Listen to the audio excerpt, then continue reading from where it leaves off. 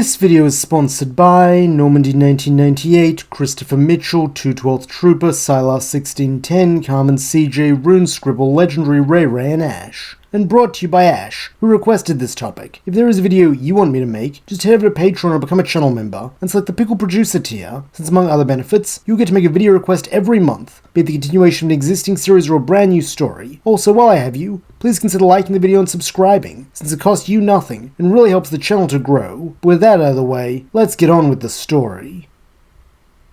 Our story begins not in Kanto, but in the sunlit boulevards of Lumio City. Here amongst its cafe-lined streets and alleys worn down by the passage of countless go-go shuttles, we find the home of Augustine Sycamore and his wife Delia. It is a home full of warmth, books, and Pokemon, as the former students of Professor Rowan and Oak respectively, now both professors in their own right, seek to not only understand the world around them, but improve it.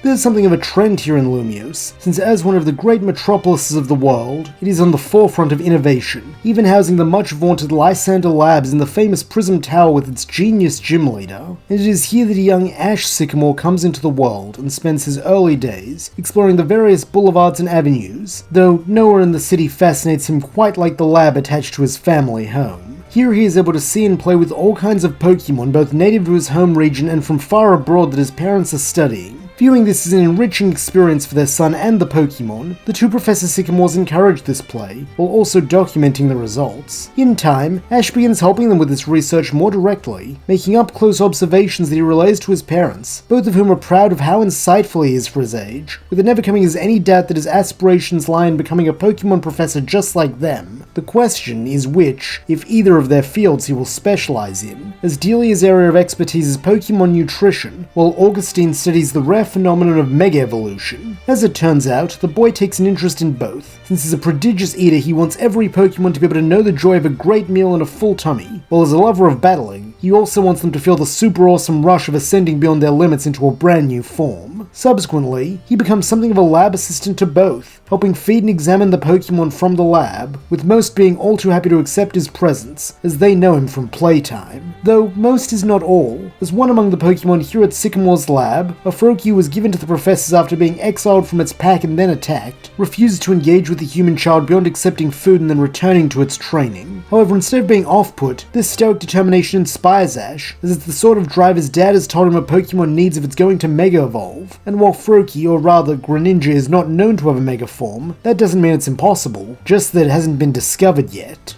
To this end, the curious boy devotes more and more time to observing Froakie, watching how it trains relentlessly instead of playing and shows little interest in any of the people here at the lab, as though there is something it is waiting for.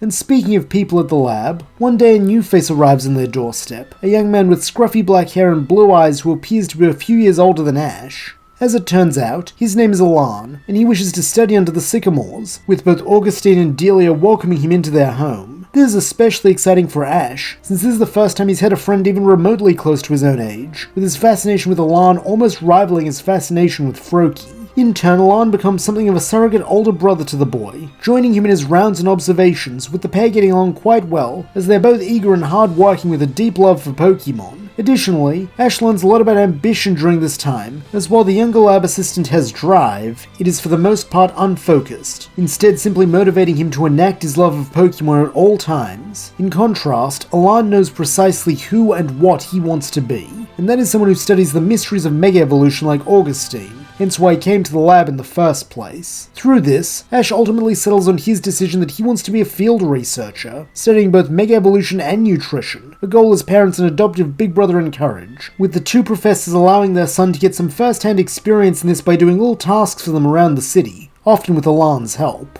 As such, Ash is present when the older boy finds a rampaging Gibble and gets just as dirty as Alan when they attempt to corral it and bring it back to the lab. Then, once their efforts are successful, they work as aides to Augustine and Delia, as the professors work to acclimate Gibble to the lab through socialization and good food.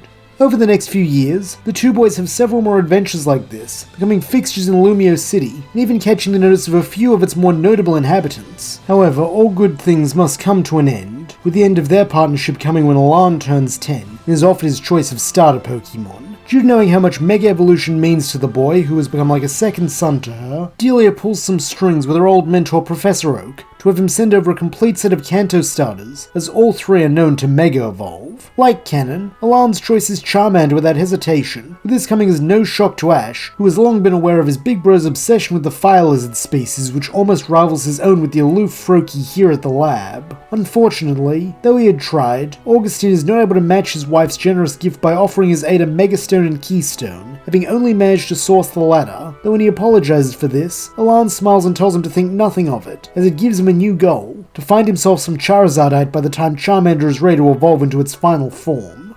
Though, in order to reach this goal, the new trainer and his fiery starter will have to leave the lab and go on a journey, as is the way with most trainers. Since he is still too young, Ash is not able to receive a starter of his own, and while he does ask Alan if he can come along, the blue-eyed boy shakes his head and states that where he's going there'll be a lot of high-level trainers, so it wouldn't be safe without a Pokemon to protect him. However, he'll make him a promise. When he's old enough to become a trainer too, Ash can come find him and they'll have a battle. As Alan had hoped, this thought cheers the younger boy up to no end, with the pair Pinky promising before Alan and Charmander set off, all the while giving their thanks to the Sycamores for taking them in. In the aftermath of Alan's departure, life at the lab is a little lonely, at least for Ash, as while he still has his work, it's not the same without his big bro by his side. Noticing this, his parents do their best to get him more involved in their projects, with him learning a lot about how to prepare food both for humans and Pokemon from his mum, and becoming chief assistant in his dad's study of the Gibble he and Alan found, which has evolved into a Gabite in the intervening years. Additionally, he spends more and more time watching Froakie, as after learning about ambition from Alan, he thinks he finally understands it, and so begins to speak with it about this. Unlike before, Froakie actually does listen now, and while it is still distant, at least it does not entirely disregard him, instead having seemingly moved on to assessing him, but not yet having reached its decision of his worth. Nonetheless, this is still progress, and an achievement that delights Ash, so much so that when his parents finally offer him a choice of starter a few years later, giving him the option of any from the Kalos or Kanto slate, he chooses with the same lack of hesitancy as Alan, and he chooses Froakie. Despite the lack of Mega Evolution capability, this is no shock to Dill or Augustine, who carry out their duties as the regional professors, and give him its Pokeball along with 5 more, a Pokédex, and a Keystone like Alan's, before urging him to go forth and have his own grand Pokemon adventure, though unlike most other trainers who pass through the lab, they do pull him into a hug before he goes, stating that they love him, and that no matter where his path leads, he will always have a home here. Following this tender moment, Ash sets off, eager to begin his journey. Thankfully, he already knows the first place his path will lead him, and that is to the Tower of Mastery. As the site of the first recorded Mega Evolution and a hallowed place for all who attempt to understand the phenomenon, it is a natural first destination, though this is not Ash's only reason for wanting to go there, as in his youth, Augustine attempted to study at the tower, but quickly dropped out when he found the level of battling they conducted to be far too high level for him. Subsequently, the black-haired boy figures that if he can go the distance and complete the tower's trials, he'll be able to put to bed some long overdue family business. Not to mention he'll need to be training against high-level opponents if he wants to stand a chance against Alan when they battle, since his surrogate big brother already has a several-year head start on him. To this end, he sets off down the Versant route towards Camphrea Town, occasionally bringing Froakie out to enjoy the natural beauty with him, though it seems the frog is as disinterested in sightseeing as it is in play, wanting only to battle now that it is free from the lab. Recognizing this, Ash does his best to find his starter a good first opponent, with him fortunately coming across a wild Bunnelby who Froakie has no objection to facing when it is called forth. Wanting to start slow so he can study the wild Pokemon's capabilities, Ash decides to open with a Pound, an order Froakie obediently follows as it rushes in,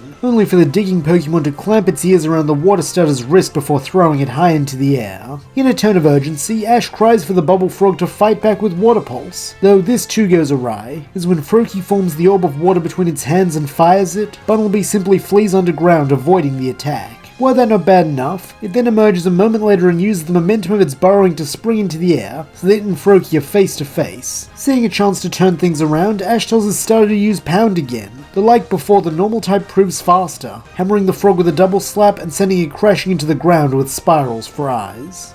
Letting out a gasp of horror, Ash runs to his partner's side to check if it's okay, though instead of looking beaten, when Froakie struggles its way back into a sitting position, it is with a look of determination in its eyes, as well as something that Ash can't quite identify, possibly reproach. All the same, he decides to call a halt to things for the day and set up camp, using some healing items he'd bought in preparation for this trip to tend to Froakie's wounds, as well as cooking a hearty dinner for them both. Unfortunately, in the wake of its loss, the Bubble Frog Pokemon seems largely disinterested in between Food and Ash, having seemingly regressed to how it was when it first came to the lab. Knowing this won't help either of them, the boy does his best to cajole his starter into eating, and after a bit of persuasion it does relent, devouring everything he prepared and returning to its bowl to sleep. Recognizing what a blow this loss was to Froakie, Ash puts even more effort into finding another opponent the following morning, since hopefully a victory will help soothe the pain of defeat and get his starter back on an even keel. Thankfully, around midday, he comes across another trainer who has also seemingly just begun his journey alongside Litleo, with the pair agreeing to have their first trainer battle against each other. Figuring type advantage will make this a quick and easy victory, Ash tells Froakie to come on out, before ordering a water pulse right off the bat, since unlike last time he has no intention of starting slow.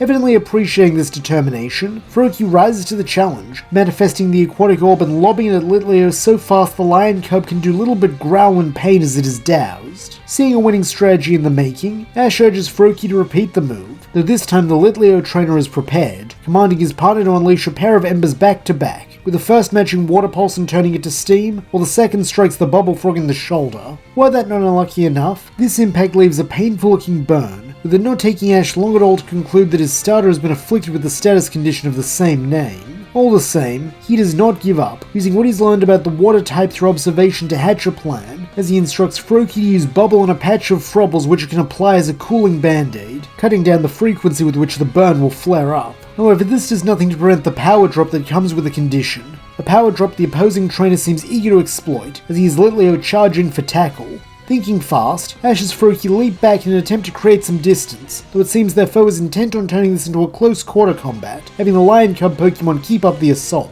This forces Ash and Froakie on the defensive, as with all their running they don't have time to fire a counterattack, not to mention that while it is infrequent, the burn does still flare up from time to time, inflicting damage and giving Litleo a chance to land a tackle for a secondary blow, since it is unfazed by the plume of flame engulfing the water starter. As a result, it is not long before Froakie looks as though it is ready to keel over, with this leaving Ash with something of a dilemma, as on one hand, his parents' teachings around bonds and taking care of Pokemon state that he should forfeit, since to let the battle continue with Froakie in its current condition might risk serious injury, but on the other, the thought of recalling Froakie fills him with guilt. He knows it won't accept pity, not after the way it trained alone for years without ever asking for anything from anyone.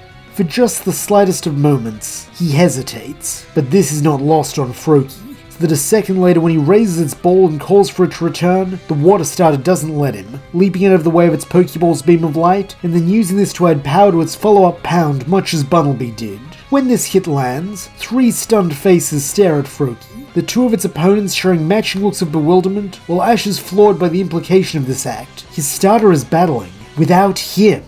What follows is chaos, as whatever synchronicity Ash and Froakie had is gone, with the boy's commands coming half a second behind the water type's actions. Not that it is listening to him anyway. Instead, it battles with a fury all its own, slipping in and out of Litleo's range, and striking with the honed precision it has gained from only relying on itself for so long. In the face of this second wind, it even looks like the Bubble Frog Pokemon might win. That is until Litleo lands another ember on its shoulder, scorching away the Frobble bandage and reigniting the burn at full force. As a result, the water type is briefly engulfed in flames once more, with this being all Litleo needs to deliver a finishing tackle and knock its foe out cold.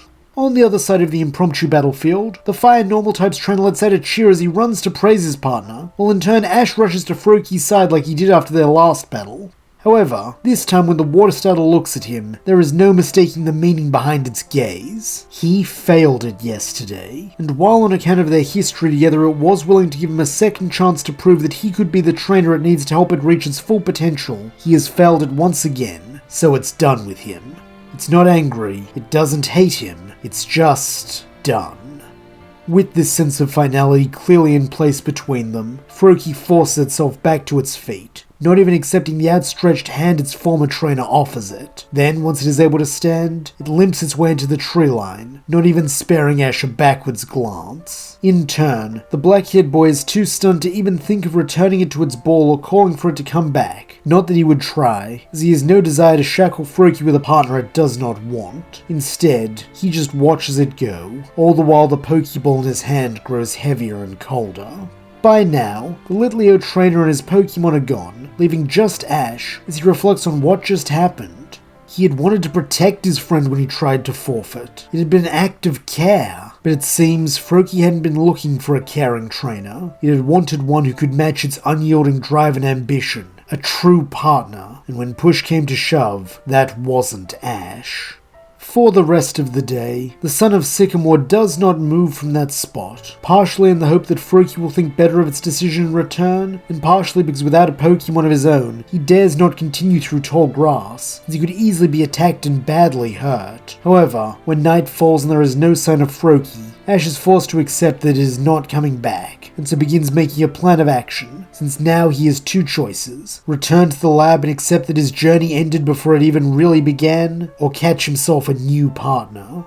Seeing this is no decision at all, the boy sets to work, this time using the skills he learned from his mum. As setting up his camp cooking set, he begins making a batch of fresh Pokemon food, all the while allowing the smell to waft through the surrounding area. Then, when it is done, he lays a plate of it on the ground and climbs up a nearby tree to hide. At first, nothing happens, with Ash briefly fearing this is yet another failure to add to his growing list, though just as his heart begins to sink, a scuttling from the tall grass silences his doubts. Peering down carefully from his hiding places to not give himself away, the raven-haired boy is surprised to see a Weedle, since it's a long way from Santaloon Forest, though it is not an unpleasant surprise, since from his time at the lab, he knows that Weedle can eventually become Beedrill, and then Mega Beedrill. Subsequently, Ash watches carefully as Weedle scarfs down the plate of Pokemon food he had laid out. Then, once its belly is nice and full, it rolls over and falls asleep, just as he had planned, since he had designed this recipe both to induce drowsiness and to be extra filling, since he knew that would help with the soporific effect. And now that his plan is a success, the only thing left to do is capture his new Pokemon, since with it being fast asleep, it poses him no threat and should be easy to catch even without battling.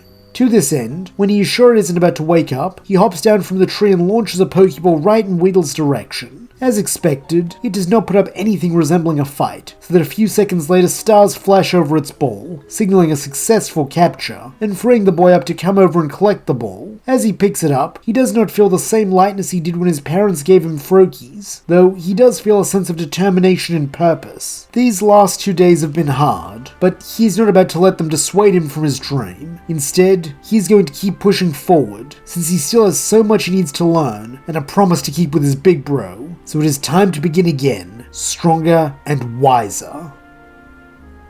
And that's where we'll leave things. How will Ash overcome the loss of Froakie? Can he and Weedle truly rise to the heights our young hero aspires to? And what other Pokemon will Ash add to his roster moving forward? Find out as the journey continues.